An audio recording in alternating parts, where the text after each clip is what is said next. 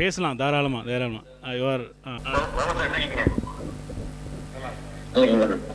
Super sir, thank you sir. இதுல 2-3 point வந்து கொஞ்சம் மிஸ் ஆயிருந்துச்சு. நான் மட்டும் அதை மட்டும் கொஞ்சம் ஆட் பண்றேன். ஃபர்ஸ்ட் பாயிண்ட் என்னன்னா, நம்ம கோர்ட்ல கேஸ் ஆர்டர் வந்த உடனே நம்ம எல்லாமே கொஞ்சம் பேனிக்கா தான் இருந்தோம். அதுல ஃபர்ஸ்ட் பாயிண்ட் எல்லாம் வந்தவங்க சொல்றேன், நான் வந்தவங்க சொல்றேன். சில பேருக்கு கோர்ட் ஆர்டர் வந்துச்சு, சில பேருக்கு கோர்ட் ஆர்டர் வரல. ஓகே, நோட்டீஸ் போனது. ஓகே, நோட்டீஸ் போனதை பத்தி தான் சொல்லிட்டு இருக்கேன். பட் என்னன்னா, ஃபர்ஸ்ட் எனக்கு என்னன்னா, ஒரே ஒரு விஷயம் மட்டும் வாகன் சார் சொன்னாங்க. வாகன் சார் தான் வந்து என்ன பண்ணாரு, இனிஷியேட் பண்ணாரு. ஃபர்ஸ்ட் எல்லாரையுமே ஆர்கனைஸ் பண்ணாரு, கூப்பிட்டாரு. எங்கன்னா ரஞ்சித்தோட ஒரு வீட்டுல ஃபர்ஸ்ட் இனிஷியேட் அவர் தான் எடுத்தாரு. அதுதான் ஃபர்ஸ்ட் பாயிண்டே நமக்கு.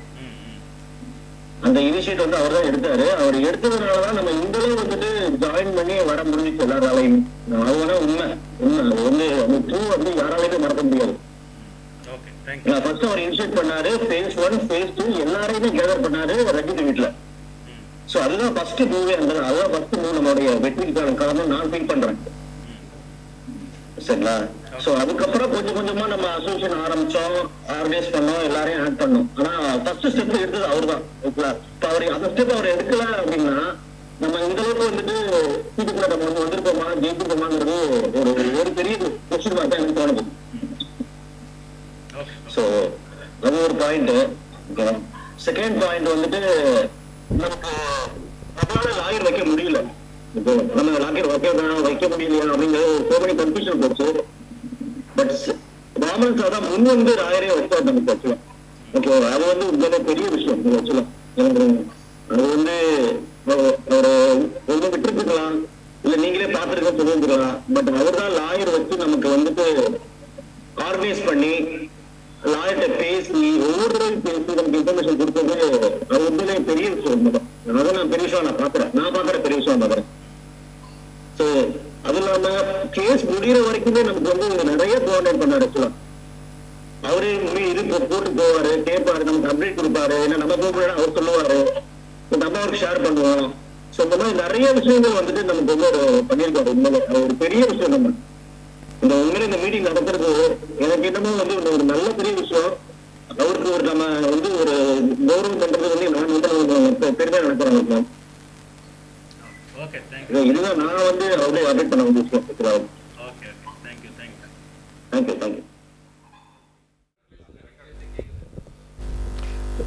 Good evening everybody. எல்லாத்துக்கும் வணக்கம். ஆஃபீஸ் பேரஸ் முக்கியமாக வாமன் மிஸ்டர் மோகன் ராஜ் எல்லாத்துக்கும் வணக்கம். ஆக்சுவலாக ஹிஸ்ட்ரி வந்து எல்லாத்தையுமே மிஸ்டர் மோகன் எல்லாத்தையும் சொல்லிட்டாரு, திருப்பி சொல்ல தேவையில்லை.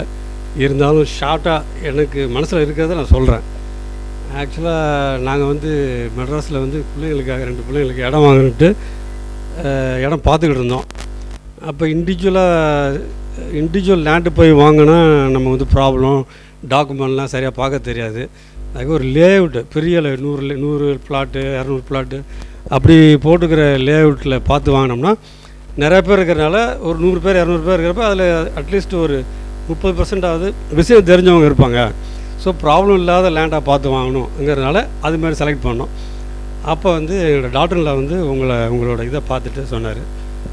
நானும் அதுக்கப்புறம் ஆடு பார்த்துட்டு நானும் பார்த்தேன்ட்டு அதுக்கப்புறம் தான் வந்து உங்கள்கிட்டலாம் பேசி எல்லாம் இது பண்ணோம். இருந்தாலும் நீங்கள் கொடுத்த டாக்குமெண்ட்லாம் வாங்கி எங்கள் சைடில் லீகல்லாம் கொடுத்தோம். பட் ஆனால் லீகல்லாம் வந்து சும்மா கம்ப்யூட்டரில் அப்படியே காப்பி பண்ணிவிட்டு அப்படியே அந்த மேட்ரை மட்டும் எடுத்து பிரிண்ட் அவுட் போட்டு சைன் பண்ணி கையில் கொடுத்துட்றாங்க. 500 ரூபா 1000 ரூபா வாங்குறாங்க, அவ்வளோதான்.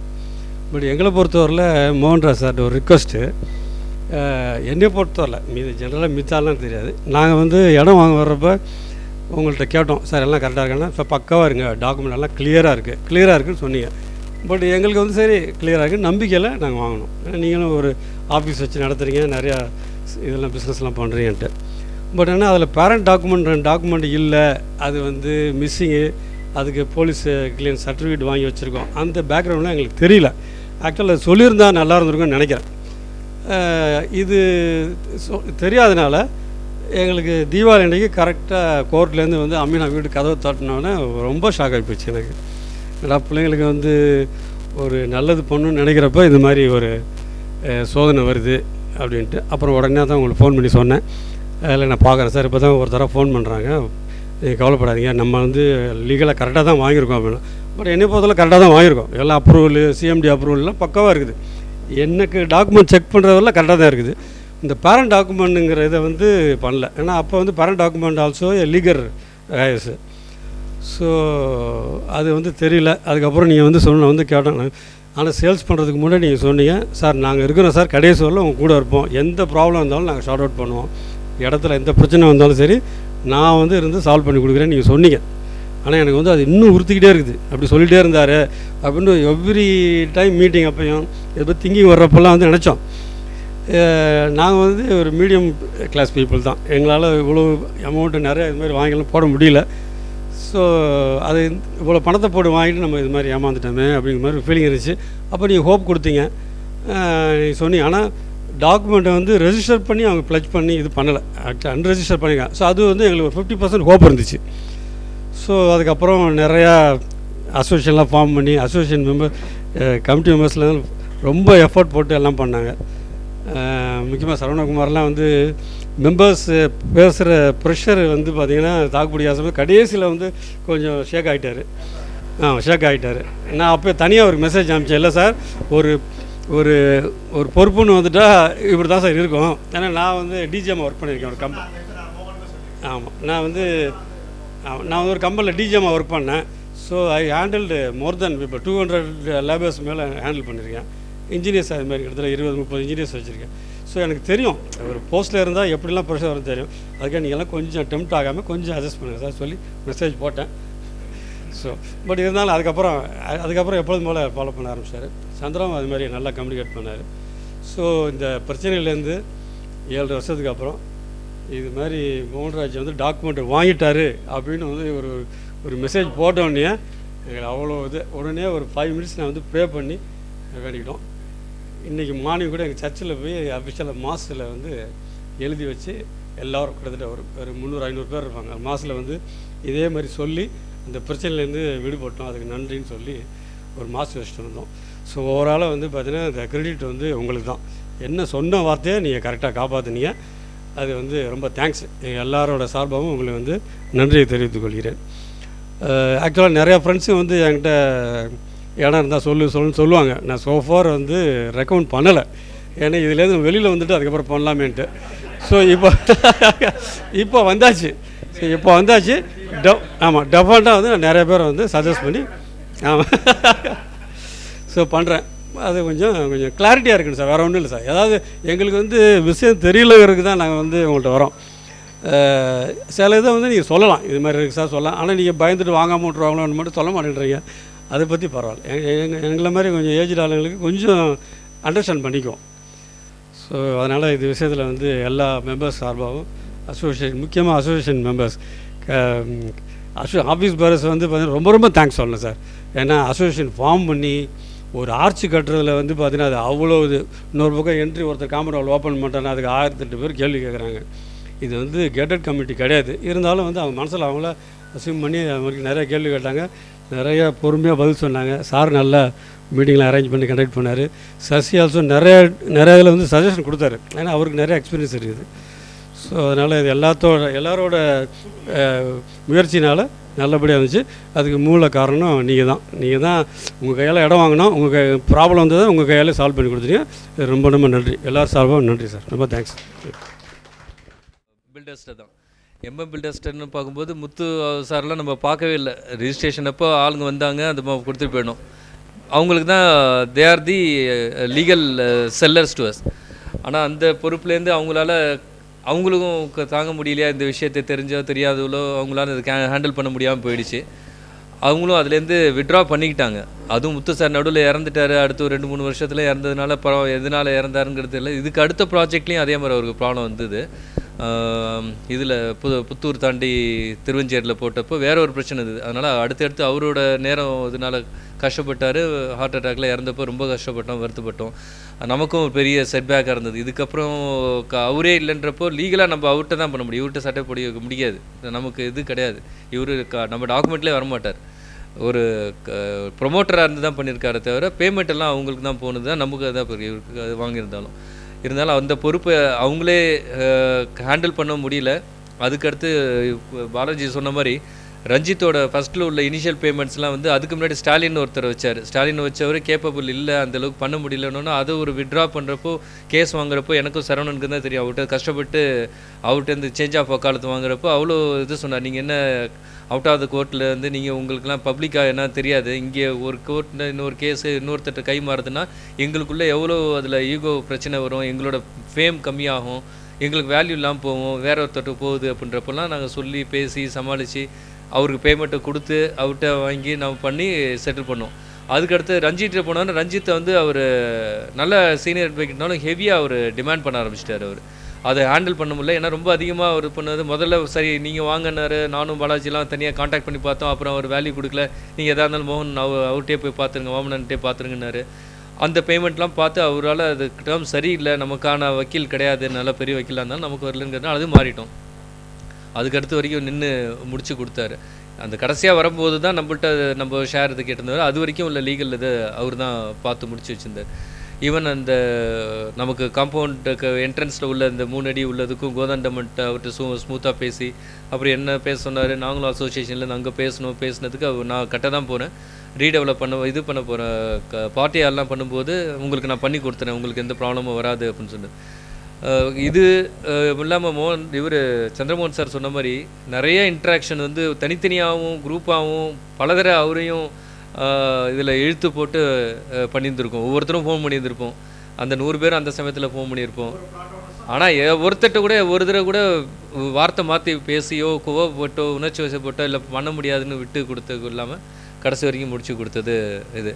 இன்னொரு விஷயம் என்னென்னா, அதுக்கு நடுவில் இவர் கணேஷ் வீடு கட்டினப்போ ஃபஸ்ட்டு வீடு கட்டப்போ யாருமே தைரியம் இல்லை. அதுக்கு கணேஷுக்கு நன்றி சொல்கிறதா இல்லை கணேஷ் வந்து போகணும் அவர்கிட்ட போய் நான் லெட்டரில் கையெழுத்து வாங்கணுன்னா அவர் ஒன்றுமே சொல்லலை. அவர் சொன்னார், நீங்கள் என்ன எதிர்பார்க்குறீங்க, எனக்கு வந்து வீடு கட்டி கொடுத்துறதுக்கு ரிஸ்க் நீங்கள் சொன்னீங்கல்ல சார், நீங்கள் சொன்னது தான் கேட்குறோம், சரி எழுதி கொடுக்குறேன் அப்படின்னு சொல்லி இவர் எழுதி கொடுத்தார். இது மாதிரி இல்லை, மாற்றி கேட்டார். நீங்கள் எல்லாத்துக்கும் இது பண்ணுறது கன்ஸ்ட்ரக்ஷனுக்கு எல்லாத்துக்கும் சேர்த்து நீங்கள் வந்து பொறுப்பு நீங்கள் தான், இதில் இருந்துச்சு நாளைக்கு பிரச்சனை வந்ததுன்னா இந்த அமௌண்ட்டுக்கு எல்லாத்துக்கும் நீங்கள் சரி பண்ணணும்னு நான் அதுக்கும் தைரியமாக நீங்கள் கொடுக்குற வேர்டிங்கில் நான் பண்ணி கொடுக்குறேன், நீங்கள் வேணுங்கிறத நீங்களே டைப் பண்ணுங்கள் சார், நான் ஆஃபீஸில் ஒரு அசிஸ்டண்ட்டு சொல்லி டைப் பண்ணி எடுத்து வந்து கொடுத்தேன்னா அவர் பார்த்தாரு, கையெழுத்து போட்டு கொடுத்தாரு. அந்தளவுக்கு அவருக்கு நம்பிக்கையா இல்லை பிரச்சனை வராது இல்லை வந்தாலும் இவர்கிட்ட திரும்ப கொடுத்தலான்னு எண்ணத்தில் கொடுத்தாரு, நல்ல எண்ணத்தில் கொடுத்தாரு. இத்தனை 100 பேரையும் ஒரு தடவை கூட முகம் சொல்லிக்காமல் எதுவும் சொல்லி எடுத்துகிட்டு போனதுக்கு அவருக்கு நன்றி தான் சொல்லணும் சார். இது எல்லாருக்கும் வணக்கம். ஆக்சுவலாக இந்த ஓகே இல்லை அவரு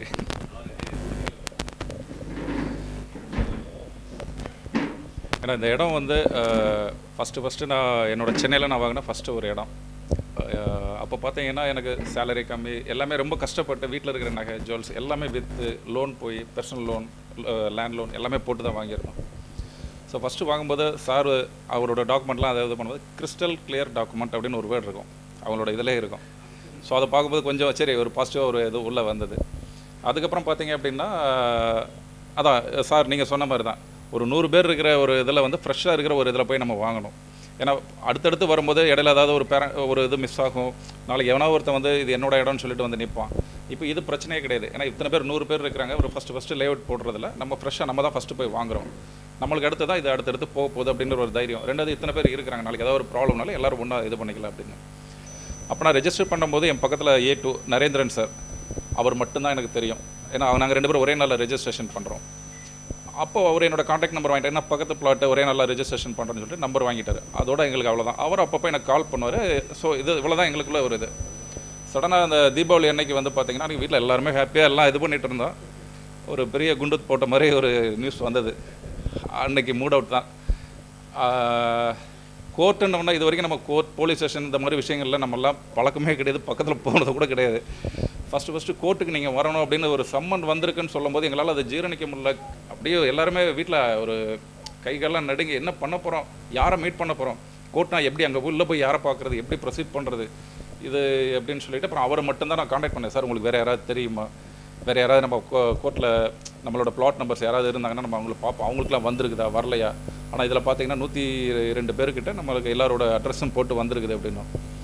சரி அவங்க ஒரு டேட் கொடுத்துருந்தாங்க, இந்த டேட்டுக்கு வந்து நீங்கள் தாம்பரம் கோர்ட்டுக்கு வரணும் அப்படின்னு சொல்லிட்டு சரி அங்கே போய் பார்த்துக்கலாம் அப்படின்னு சொல்லும்போது தான் ஃபஸ்ட்டு சசி பாலாஜி 2 பேரும் அங்கே தான் எங்களோட மீட் பண்ணுறோம். அதுக்கப்புறம் தான் சரி இது என்ன பண்ணலாம் இது பண்ணலாம்னு சொல்லிட்டு எல்லாரோட கான்டாக்ட் நம்பர் வாங்கி எங்களுக்கு முன்னாடி அவங்க வந்து ரொம்ப ரிஸ்க் எடுத்துருக்காங்க. சசியும் பாலாஜியும் பார்த்தீங்கன்னா அந்த அட்ரஸ் அதில் ஃபோன் நம்பர் இல்லை, யாரோட ஃபோன் நம்பரும் கிடையாது. ஸோ அந்த ஒரு அட்ரஸ்க்கு வந்து வாலண்டியராக போயிட்டு எல்லாரையும் மீட் பண்ணுறதுக்கு ட்ரை பண்ணியிருக்காங்க. அதில் சில பேர் வந்து இக்னோர் பண்ணியிருக்காங்க அவங்கள. அதெல்லாம் மோகன்ராஜ் சார் இருக்கார், நீங்கள் யாருங்க இது பண்ணுறீங்க, கோர்ட்டில் அதெல்லாம் அவர் பார்த்துக்குறாரு அப்படின்னு சொல்லிட்டு இவங்கள ஒரு எப்படி சொல்ல ஒரு உதாசீனப்படுத்தின மாதிரிலாம் நிறைய அவங்க ஃபேஸ் பண்ணியிருக்கிறாங்க. ஒரு சில பேர் வந்து பயத்தில் இது பண்ணி சரி நம்ம எல்லாம் சேர்ந்து பண்ணலாம் அடுத்தடுத்து இது பண்ணலாம்னு சொல்லிட்டு அந்த கோர்ட்டில் போய் தான் ஃபஸ்ட்டு ஹியரிங்கில் தான் எங்களுக்கு வந்து கிட்டத்தட்ட ஒரு 10 பேர் பிளாட் மெம்பர்ஸோட கான்டாக்ட் கிடச்சிது. ஸோ அப்போ அவங்கள்ட்ட எல்லாத்தையும் பேசி இது பண்ணி என்ன பண்ணலாம், அடுத்து எப்படி பண்ணலாம், அடுத்த ஹியரிங் எப்போ. ஸோ ஒரு ஹியரிங்கில் அப்போ எங்களுக்கு தெரியாது சிவில் கேஸ்னால் இப்படிலாம் இழுக்கும், இத்தனை தடவை போகணும் அப்படின்னு. ஒரு ஹியரிங்க்கு எல்லா ஹியரிங்க்கும் நாங்கள் பேசி வச்சுக்கிறோம். சரி நம்ம 2 பேர் போகலாம், ஏன்னா நம்ம இல்லை அப்படின்னா அந்த கோர்ட் அங்கே சரி நம்ம ரெப்ரசன்டேட் நம்ம இல்லை, ஏன்னா அப்போ லாயரை நம்ம அசைன் பண்ணல, யாருமே தெரியாது. அங்கே போகல அப்படின்னா கோர்ட்டில் வந்து அவங்களுக்கு சாதமாக உடனே தீர்ப்பு கொடுத்துருவாங்க. இப்படிலாம் எங்களுக்கு வந்து ஒரு மைண்டு இதாச்சு. அதுக்கப்புறம் தான் நம்ம சாரை மீட் பண்ண வச்சோம். அப்புறம் எம்எம் பில்டர்ஸ் அவங்க 2 பேர் வந்தாங்க. உங்களுக்கு வந்து நாங்கள் பிரச்சனை எல்லாத்தையும் சால்வ் பண்ணி கொடுத்துருவோம், யாரும் வந்து நீங்கள் பயப்பட வேண்டாம்னு சொல்லிட்டு அவருங்க எம்எம் நகர் அவர் முத்து மனோகர் அவங்களே அவங்க இதில் லெட்டர் பேரில் கொடுத்தாங்க. அதுக்கப்புறம் கொஞ்சம் நாள் அவங்க ஆர்ஆர் டென்னரிஸ் அவங்களோட கைப்பட ஒரு லெட்டர் எழுதி நம்ம எல்லாருக்கும் கொடுத்தாங்க. யாரும் அவசரப்படாதீங்க, எதுவும் பண்ணாதீங்க, நாங்களே பார்த்துக்குறோம் அப்படின்னு சொல்லிட்டு. அப்புறம் தான் அவர் ஸ்டாலின் அவரோட லாயரை வந்து அப்பாயின்மெண்ட் பண்ணாங்க. அப்போ ஒரு கோர்ட் ஹியரிங்கில் போகும்போது கிட்டத்தட்ட ஒரு 25 பேர் அங்கே வச்சு ஸ்டாலின் என்ன பண்ணார், வக்காலத்தில் சைன் வாங்கினார். அவங்களுக்காக வந்து ஆர்ஆர் டென்னரிஸை நீங்கள் எதுவுமே செலவு பண்ண வேண்டாம், எதுவும் பயப்பட வேண்டாம், எங்களுக்குள்ள ஒரு ஃபேமிலி ஒரு பிரச்சனை தான் இது. அவங்களோட ஆப்போசிட் லாயரை கூட நான் கூட்டிகிட்டு வந்து பேசுகிறேன்னு சொல்லிட்டு ஒரு லேடி லாயர், அதாவது நம்மளுக்கு அந்த ருத்ரதேவோட லாயர், அவங்களும் எங்கள்கிட்ட வந்து பேசுகிறாங்க. சார் அதெல்லாம் ஒன்றும் இல்லை சார், உங்களை மிரட்டின தான் சார், நாங்கள் எங்களுக்கு வந்து அந்த எங்களோட பணம் வரும் அதனால் நாங்கள் கொடுத்த ஐடியா தான் சார் அப்படிலாம் அந்த லேடி சொல்கிறாங்க. சரி அப்போ இவங்களுக்குள்ள ஒரு இது பண்ணுறாங்க, ஒரு ஃபார்மாலிட்டிஸ்க்கு வந்து நீங்கள் என்ன பண்ணுங்கன்னா ஒரு ஸ்டாலினுக்கு வந்து நீங்கள் இது பண்ணிடுறேன்னு சொல்லிட்டு அவர் அங்கேருந்து 25 பேர்கிட்ட கையெழுத்து வாங்கிட்டார். அப்புறம் நாங்கள் கொஞ்சம் நிம்மதியாக இருந்தோம், சரி இதுக்கப்புறம் அவங்க பார்த்துக்குருவாங்க வச்சுருவாங்க. ஆனால் அது போகிற விதம் கொஞ்சம் வேறு மாதிரி திரும்ப ஆரம்பிச்சது. அதுக்கப்புறம் பார்த்தீங்கன்னா அப்புறம் தான் நாங்கள் ரியலைஸ் பண்ண ஆரம்பித்தோம், இது அவங்க கையில் போய் நம்ம மாட்டிக்கிட்டோம் அப்படின்னா அவங்க என்ன சொல்கிறாங்களோ அவ்வளோதான், கடைசியில் வந்து இது வேறு மாதிரி திரும்பிடுச்சுன்னா எல்லாருக்கும் பிரச்சனை ஆயிடும் அப்படின்னு சொல்லிட்டு நம்ம தனியாக பண்ணலாம் பார்க்கலாம் அப்படின்னு சொல்லி தான் அவர் சார் வந்து அந்த ரஞ்சித் அவரை அரேஞ்ச் பண்ணார். ஆனால் அரேஞ்ச் பண்ணும்போது என்ன ஆகுது, 25 பேர் அங்கே போயிட்டாங்க. மித்த மெம்பர்ஸ் எல்லாம் வந்து அப்போ அவர் வீட்டில் வச்சு இது பண்ணும்போது மித்த மெம்பர்ஸ் எல்லாம் இங்கே சைன் பண்ணி கொடுக்கும்போது அப்போ நம்ம இந்த 25 பேர் அங்கே போயிட்டோமே, அவங்க கையில் நம்மளோட இது போயிருச்சு, இப்போ என்ன பண்ணுறதுன்னு சொல்லிட்டு அப்புறம் ரொம்ப ஃபைட் பண்ணான். அவர் ஸ்டாலின் அவ்வளோ சீக்கிரம் அந்த வக்காலத்தில் வந்து இது பண்ணுறது கொடுக்கவே இல்லை. ஆதம்பாக்கத்தில் அவர் வீட்டுக்கு நைட்டு 8 மணிக்கு நான் போகிறேன், தனியாக போகிறேன். அப்போ வந்து ஒரு பெரிய ஆர்கியூமெண்ட் கிட்டத்தட்ட ஒரு 1 hour அவருக்கு எனக்கு ஒரு பெரிய இதாக நடந்தது.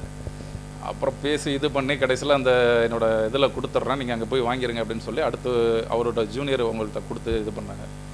அதுக்கப்புறமா எடுத்து வாங்கிட்டு வந்ததுக்கப்புறம் தான் எங்களுக்கு ஒரு நிம்மதியாகவே இருந்துச்சு. சரி இப்போ எல்லோரும் ஒன்றா போக ஆரம்பிச்சிடலாம். ஏன்னா சில பேர் வந்து இவங்களோட சார் அரேஞ்ச் பண்ண லாயர் ஒரு 25 பேர் அங்கே. ஸோ இப்படி டைரக்ஷன் திரும்பிடுச்சு அப்படின்னா வேறு மாதிரி ஆயிரும் அப்படின்னு சொல்லி தான் அப்புறம் அங்கே நம்ம அவர் சார் மூலமாக போனது. அப்புறம் அதுக்கப்புறம் நடந்த விஷயங்கள் உங்களுக்கு தெரியும். அதுக்கப்புறம் நம்ம காந்தி பார்க்கில் நம்ம மீட் பண்ணி இது ஒரு அசோசியேஷனை க்ரியேட் பண்ணணும், அடுத்தடுத்த ஸ்டெப் நம்ம அசோசியேஷன் மூலமாகவே போகலாம் அப்படின்னு சொல்லி அதுக்கப்புறம் தான் நம்ம காந்தி பார்க்கில் ஃபஸ்ட்டு அந்த ஒரு 11 மெம்பர்ஸ் மீட் பண்ணியிருப்போம்னு நினைக்கிறேன். அதுக்கப்புறம் நம்ம நடந்த விஷயங்கள்லாம் வந்து ரொம்ப அடுத்தடுத்த இதுக்கு நம்ம எடுத்துகிட்டு போனோம். ஆனால் ஒவ்வொரு தடவை வந்து நம்ம அந்த 7 மெம்பர்ஸ் கமிட்டியில் பார்த்தீங்க அப்படின்னா நிறைய விஷயங்கள் உங்களுக்கு தெரியாத இதெல்லாம் நாங்கள் நிறைய உள்ளே இறங்கி நாங்கள் வேலையை பார்த்துருக்குறோம். எல்லாமே நம்ம வந்து குரூப்பில் ஏன் போடலை, குரூப்பில் ஏன் இது பண்ணலைன்னா அங்கே ஒரு விஷயம் போட்டால் அது 10 டைரக்ஷனாக திரும்புது, நம்மளுக்கு தேவையில்லாத ஒரு க்ரியேட் ஆகுது. அப்புறம் தான் சார் தான் சொன்னார், நீங்கள் எதுனாலும் நம்ம இந்த 7 மெம்பர்ஸ்லாம் நமக்கு டிஸ்கஸ் பண்ணிக்கலாம், மேஜராக உள்ள அப்டேட் மட்டும் அங்கே போடுவோம், அதுக்கு மேலே யாராவது கொஸ்டின் பண்ணி ஃபோன் பண்ணாங்கன்னா இண்டிவிஜுவலாக நம்ம ஆன்சர் பண்ணிக்கலாம் அப்படின்னா. அதுக்கப்புறம் நம்ம வாமனன் சாரை வந்து நாங்கள் அதுக்கப்புறம் நிறைய தடவை மீட் பண்ணியிருக்கிறோம். ஒவ்வொரு தடவை வந்து எங்களுக்குள்ள ஒரு 1000 கொஸ்டினோட உள்ளே வருவோம். அங்கே சார்கிட்ட வந்து 1 மணி நேரம் மீட்டிங், ஒரு ஆஃபீஸில் உட்காந்து ரூமில் உட்காந்து பேசுவோம் மேலே. அந்த 1 மணி நேரம் கழிச்சு நாங்கள் வெளியில் போகும்போது எல்லாருமே மனசு வந்து ஒரு ஃப்ரீயாக கேட்டுருவார். ஏன்னா அவர் பேசுகிற விதங்கள் அந்த ஹோப் கொடுக்குறது, அவர் பேசுகிற அந்த ஒரு ஹோப்பும் வந்து சரி ஓகே பாசிட்டிவாக வந்து அவர் கொண்டு போகிறார், நம்மளுக்கு வேலை முடிஞ்சிடும், எந்த பிரச்சனையும் இருக்காது. இது நாளாக ஆக எங்களுக்கு வந்து இது முடியுமா முடியாதா, ஆனால் எங்களுக்கு இது வந்து பிரச்சனை இல்லைங்கிறது எங்களுக்கு தெரியும். ஆனால் இருந்தாலும் ஒரு நெருடல் இதுக்குள்ளே உள்ள ஒரு குத்தல் இருந்துக்கிட்டே இருக்குது, இதில் வந்து எப்படி வெளியில் வர்றது. அந்த கேஸ் முடிஞ்ச உடனே நாங்கள் வந்து வேறு லாயர்ஸை பார்த்தோம். அதாவது அந்த தாம்பரம் கேஸ் வந்து ரிஜெக்ட் ஆன உடனே நாங்கள் ஒரு 2-3 லாயர், நான் சந்திரமோகன் சார்லாம் போனோம், சசி எல்லோரும் போனோம், வேறு ஏதாவது நம்ம பண்ணலாம். ஏன்னா இப்போ அவங்க அடுத்து இது முடிச்சுட்டு வேறு ஏதாவது கேஸ் சிவில் கேஸ் போட்டாங்க அப்படின்னா இன்னும் ஒரு 10 வருஷம் 15 வருஷம் நம்ம வந்து இதில் அலைஞ்சிட்டு இருக்கணும், அதுக்கு என்ன பண்ணலாம் அப்படின்னு சொல்லிட்டு எல்லாம் பார்த்து இது பண்ணோம். அந்த சமயத்தில் தான் சார் வந்து எங்களை கூப்பிட்டு நீங்கள் கிரிமினல் கேஸாக போகும், நீங்கள் மறுபடியும் ஒரு சிவில் கேஸ் அவங்க மேலே போட்டிங்கன்னா 10 வருஷம் 15 வருஷம் நீங்கள் லாயருக்கு பே பண்ணிவிட்டு நீங்கள் அதுக்கு பின்னாடி இன்னும் நீங்கள் போயிட்டுருக்கணும். இது வேறு மாதிரி ஒரு டைரக்ஷனில் திருப்போம். இங்கே இருக்கிற ஹையர் ஆஃபீஸர் எல்லாமே எனக்கு தெரிஞ்ச ஒரு இதில் உள்ள பொசிஷனில் வந்துட்டாங்க. இப்போ நம்ம மூவ் பண்ணோன்னா கரெக்டாக இருக்கும்னு சொல்லிட்டு அந்த டயத்தில் இது பண்ணார். ஸோ அதுக்கப்புறம் தான் நம்ம குரூப்பில் எல்லாம் அசோசியேஷன் நாங்கள் எல்லாம் டிஸ்கஸ் பண்ணி நம்ம எல்லோரும் மெம்பர்ஸ் டிஸ்கஸ் பண்ணிவிட்டு நம்ம அந்த கேஸ் போடுறதுக்கு நம்ம பண்ணிடணும், கிரிமினல் கேஸாக போட்டுடலான்னு.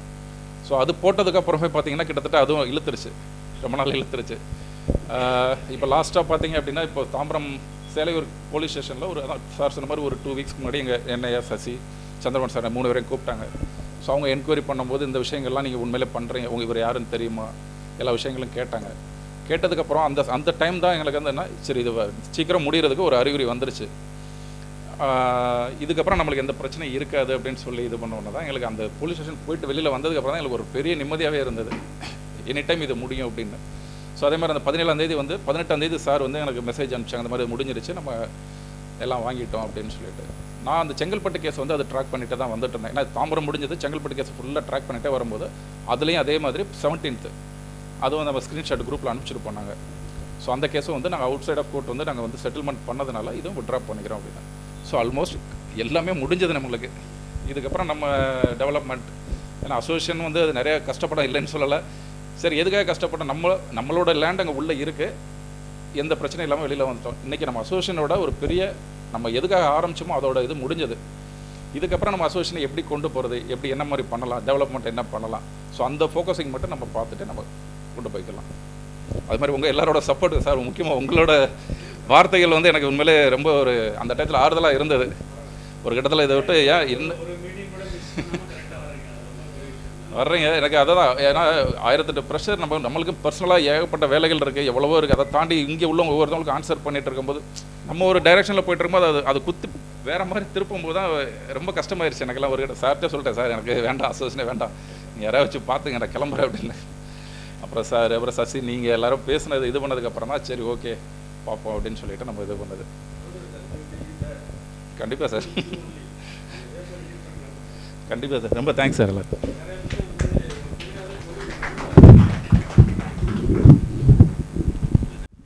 அனைவருக்கும் இனிய மாலை வணக்கம்.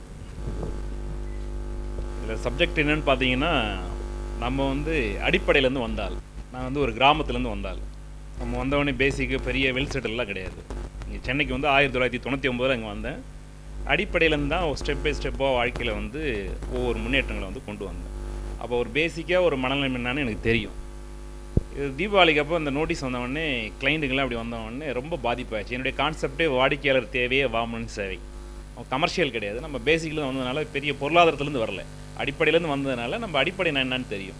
அப்போ ஒரு கிளைண்ட்டுடைய வழி நான் தெரியும், அவங்க இஎம்ஐயில் வாங்கியிருப்பாங்க, அவங்களுடைய ஃபேமிலி சுச்சுவேஷன் எல்லாமே என்னால் உணர்வுபூர்வமாக உணர முடியும். இப்படி தீபாவளிக்கு வந்தவொடனே என்னால் பீஸ்ஃபுல்லாக இருக்க முடியல. என்னுடைய மனசாட்சிக்கு நம்ம தப்பு பண்ணிட்டோமோ, இவ்வளோ பேருடைய கிட்டத்தட்ட ஒரு 100-110 பேருடைய வாழ்க்கையில் வந்து ஒரு கேள்விக்குறியை உண்டாக்கிட்டோமோ, ஒரு தவறான விஷயத்தை பண்ணிட்டோமோன்னு மனசாட்சி வந்து உறுத்திக்கிட்டே இருந்தது. இது எப்படியாவது நம்ம சக்ஸஸ் பண்ணியே ஆகணும்.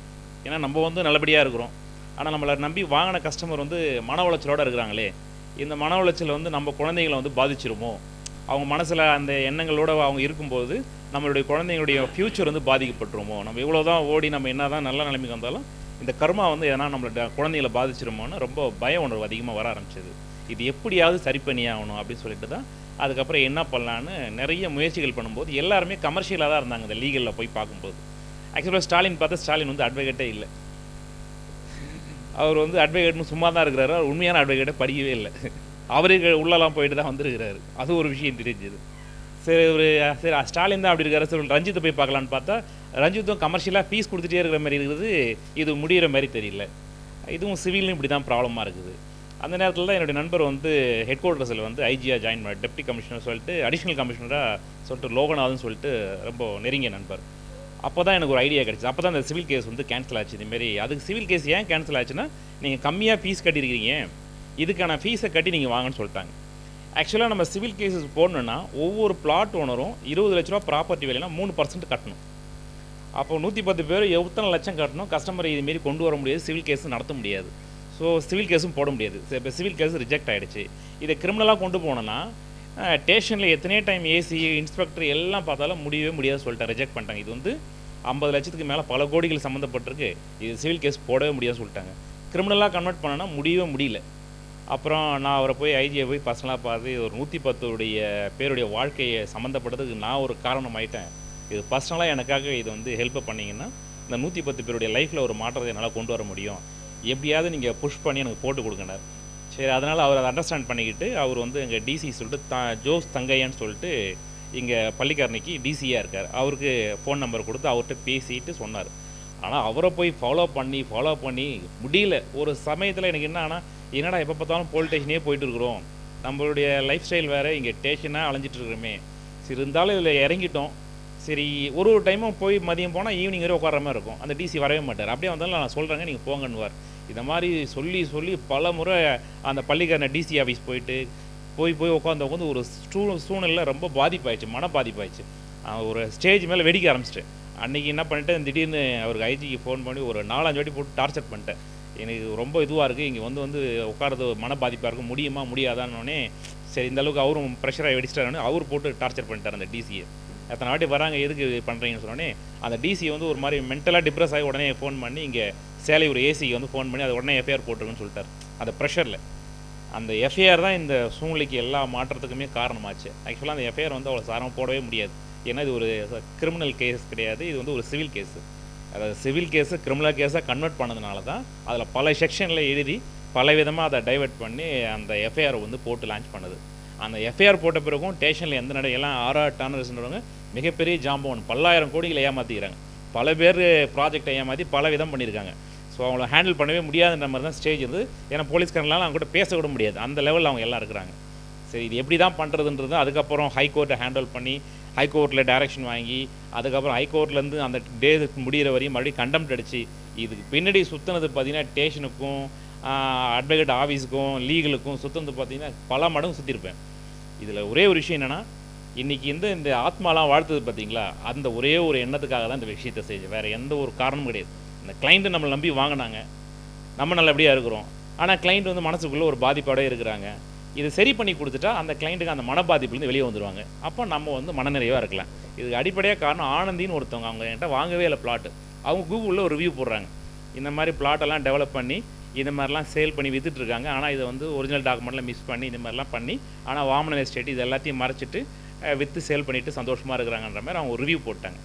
இந்த ரிவ்யூ உடைக்கணும், அதே தான் ஒரே இலக்கு எனக்கு. இந்த ரிவ்யூ போட்டது அதே அத்தனை கஸ்டமரும் நாங்கள் இந்த பிரச்சனையிலேருந்து சால்வ் ஆகிட்டணும். அப்போது அதுக்கு சொல்யூஷன் கொடுத்தா மட்டும் தான் இது தீர்வு கிடைக்கும். இதுக்கு பின்னாடி சுற்றுறதுல எந்த ஒரு மனசுலேயும் வந்து சஞ்சலமாகக்கூடாது. பல டைம் வந்து பாதிப்பாகும். ரொம்ப நேரம் அதுக்காக அலையும் போது, ரொம்ப நேரம் அது பின்னாடி சுற்றும் போது, மணிக்கணக்கில் இருக்கும்போது கஸ்டமர்கிட்டையும் எக்ஸ்பிளைன் பண்ணணும், இவங்க கூட்டியும் மணிக்கணக்கில் பேசணும், ஸ்டேஷனில் போய் உட்காரணும், அதை ஃபாலோ பண்ணிட்டே இருக்கும்போது ஒரு சைடில் ஆக்சுவலாக அந்த எஃப்ஐஆர் பார்த்தீங்கன்னா நைட்டு 1 மணிக்கு வாங்கணும் அந்த போட்டு. அவ்வளோ ஏன்னா அந்த டைம் விட்டால் கூட மறுபடியும் ஏதாவது சூழ்நிலை மாறிட்டு போகுதுன்னா நைட்டு 1 மணி வரையும் வெயிட் பண்ணி அந்த இன்ஸ்பெக்டரும் ஏசி இருந்தால் தான் அதை எக்ஸிக்யூட் பண்ண முடியும். நைட்டு 1 மணிக்கு அந்த எஃப்ஐஆர் வாங்கும்போது. ஸோ இப்படிலாம் கொண்டு வந்து அந்த கோர்ட்டில் நின்று அந்த சாட்சி கூண்டில் ஏறி அந்த தாம்பரம் சிவில் கேஸில் நின்று அந்த டாக்குமெண்ட் வாங்கும்போது அப்படி ஒரு மனநிறைவு. ஸோ அதை வந்து உடனே இவருக்கு வந்து ஷேர் பண்ண, நான் இதுமாதிரி ஆகிடுச்சுன்னு சொல்லி நீங்கள் எல்லாருக்கும் கிளைண்ட்டுக்கு சொல்லிவிடுங்க. ஸோ இப்போ வந்து ஒரு ஆத்ம திருப்தியாக இருக்கிறேன். நான் எவ்வளோ ப்ராஜெக்ட் பண்ணேன், எவ்வளோ பிளாட் விற்றேன், எவ்வளோ பண்ணேன். ஆனால் அந்த டைமில் இதெல்லாம் முடிச்சுட்டு கஸ்டமர் சைட்லேருந்து அந்த வாழ்த்து கிடைக்கும்போது அதில் கிடைச்ச ஒரு பேரின்பம் வேறு எதுவுமே கிடையாது. அது ரொம்ப மனநிறைவு கிடைச்சிது.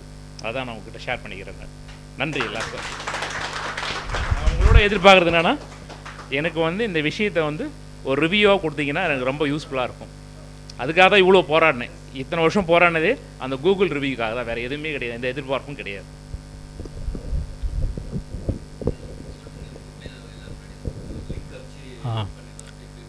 ஸோ இது வந்து மோகன்ராஜ் கேட்ட மாதிரி வந்து கூகுள் ரிவ்யூ வந்து கேட்குறாரு. இது வந்து குரூப்பில் வந்து லேட்டராக நாங்கள் ஷேர் பண்ணிடுறோம். அவர்கிட்ட பேசி எந்த இதுக்கு வந்து ரிப்ளை பண்ணணுன்றதுக்கு ஷேர் பண்ணுறோம். ஸோ அதனால் எல்லாருமே வந்து சப்போர்ட் எல்லாருமே வந்து அந்த ரிவ்யூ போடணும். அதான் வந்து கைண்ட் ரிக்வெஸ்ட். ஸோ எல்லாருமே ரிவ்யூ போடுங்க, பாசிட்டிவான ரிவ்யூ கொடுக்கணும். அது ரொம்ப மெயின். ஏன்னா வந்து ஹீ டிசர்வ் இட். எல்லாமே வந்து அவருக்கு பண்ணியிருக்காரு, அதுக்கான வந்து ரிவ்யூ தான் அவர் எதிர்பார்க்குறாரு. அந்த ரிவ்யூ எல்லாருமே கொடுக்கணுன்றது தான் என்னுடைய வேண்டுகோள்.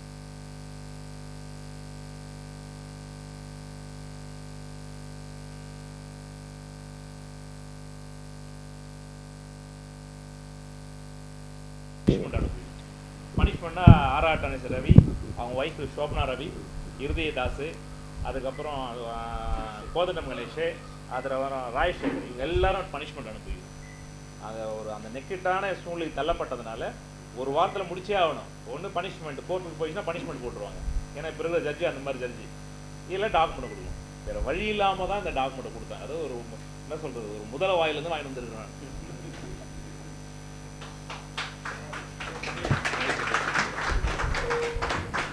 4 ஏக்கர் 72 டாக்குமெண்ட் சார். 4 ஏக்கர் 72. ஆனால் நம்மளது வந்து வெறும் 246/1 3 ஏக்கர் தான்.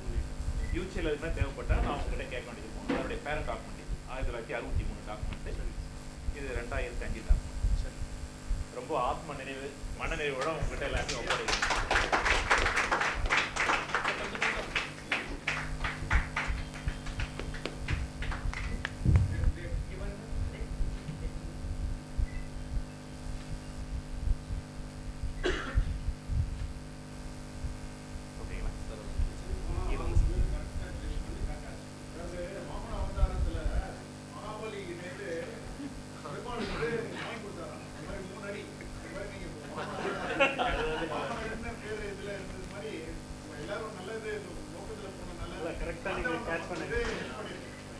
அதுக்கு முழு காரணம் வந்து இந்த கஸ்டமர்லாம் ஒன்று சேர்ந்ததுனால தான் இந்த வெற்றி கிடைச்சது. ஜென்ரலாக பிளாட் ஓனர்ஸில் வந்து ஒன்று சேர மாட்டாங்க. ஆனால் இவங்களை எல்லாரும் ஒன்று சேர்க்கணும், ஃபேஸ் 1 ஃபேஸ் 2 பேசி, ஆனால் எல்லாம் ஒன்று சேர்த்தா எனக்கு ப்ரெஷர் ஆகும்னு தெரியும். இருந்தாலும் நம்ம ஒரு நற்செயல் தான் செய்ய போகிறோம். என்ன நடந்தாலும் பரவாயில்ல, நம்ம தப்பு பண்ணலை, அப்போ ஏன் நம்ம பயப்படணும்? நம்ம நேர்மையாக தான் ஒரு விஷயம் செய்கிறோம். இது கூட்டு முயற்சி தான் அந்த வெற்றிக்கான காரணம். இதை வந்து சைன்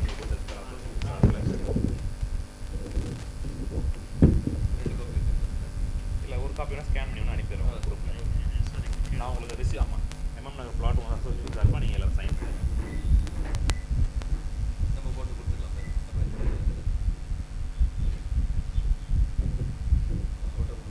போதும். யாரெல்லாம் அசோசியேட் இந்த இதுவாக போட்டு சரவணன் போட்டு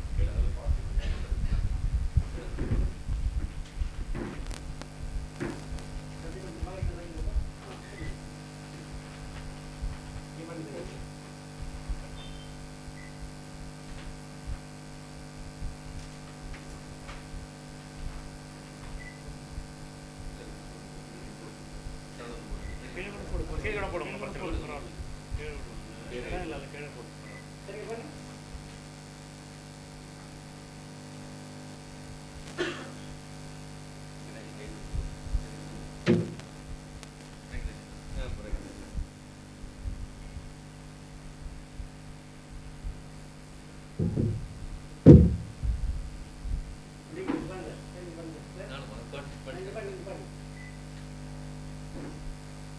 ஒரு சைடுக்கு 2 ஃபோட்டோ எடுத்தாரு அவரு.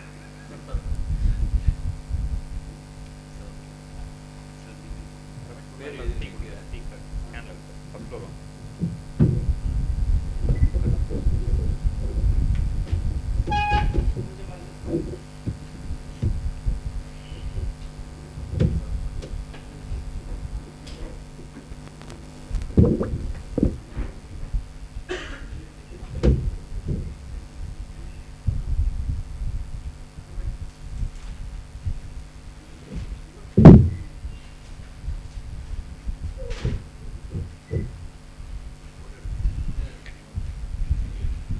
ஸ்கேன் பண்ணி அனுப்பிடுறேன் சார்.